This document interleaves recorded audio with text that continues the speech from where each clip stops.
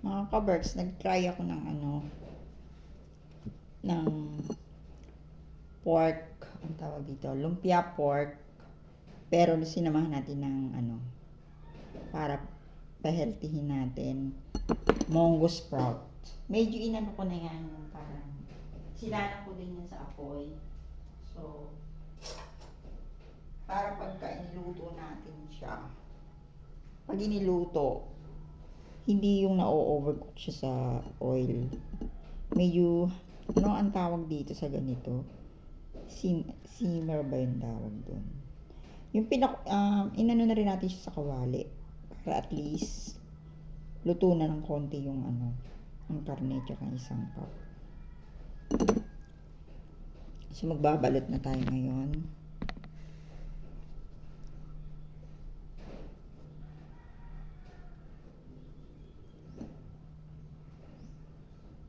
Malinis na natin kamay dahil tayo naglabanan ng konting damit. Kasi gusto natin ng walang...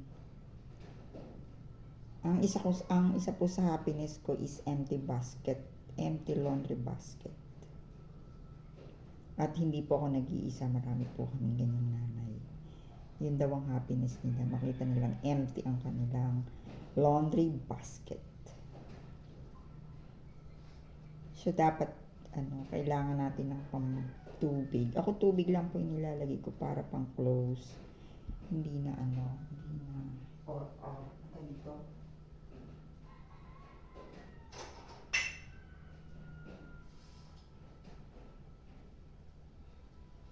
Dapat may konting harina. Yan na.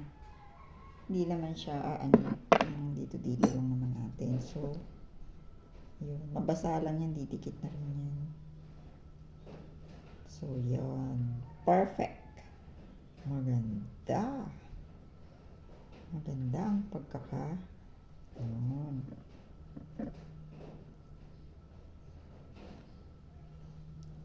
Pagluluto ko rin sila ng ganito mamaya. With matching kasabay ng tinola. Minsan sabi ko po sa mga anak ko, let's be simple. Magtipid tayo. Minsan ako naman pala hindi matipid. Kasi hindi ko sila pinag-uulam ng isang dish. Kailangan at least dalawa, ganun. Pero usually po, pag nagluluto ako ng mga nilaga, sinigang, I call it, at saka yung pakbet, I call it one dish meal. So, kahit wala na siyang kasama. Pero yung iba kasi pag pakbet, munggo, yan may kasama pang mga prito-prito, pritong isda, pork chop, ganun.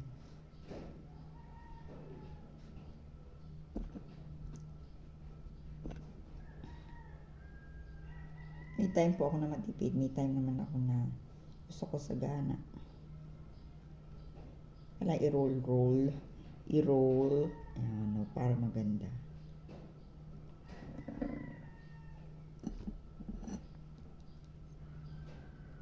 So, yun, nilagyan po natin ng Mongo sprout para pampa-healthy. Sana masarap siya. I think masarap. Parang ang combination po nito, pork lumpia at the same time, marami siyang gulay or parang, yun na nga, marami siyang gulay. Kulang pa nga yan dapat may pa, dinagdagan pa natin ng ibang gulay. Masarap magbalot pagka malaki yung pambalot. Usually kasi, maraming klase din po ng wrapper Merong wrapper naman pang maliit, merong malaki, merong pang banana cake. Name it and you can have it.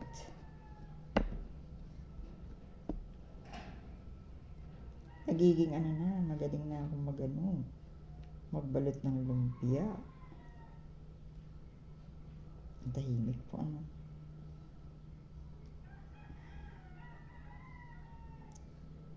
I'm fulfilled kasi po nakapagluto na tayo ng isang dish, tapos medyo nalinis na natin yung bahay, tapos nakapagtanim pa tayo ng halaman, nakapagdidig pa tayo ng halaman, reporting for duty. Hindi naman po, natutuwa lang po ako sa sarili ko minsan. Gusto ko productive ako. Pero may time na, pagkatapos ko maging productive, syempre naman, I deserve to rest. Ganun, lalo na yung nagkakaedad. So, that's all for today. For this time pala. Ang daming ano. Sige po, bye-bye. Godspeed everyone. Remember, life is still good.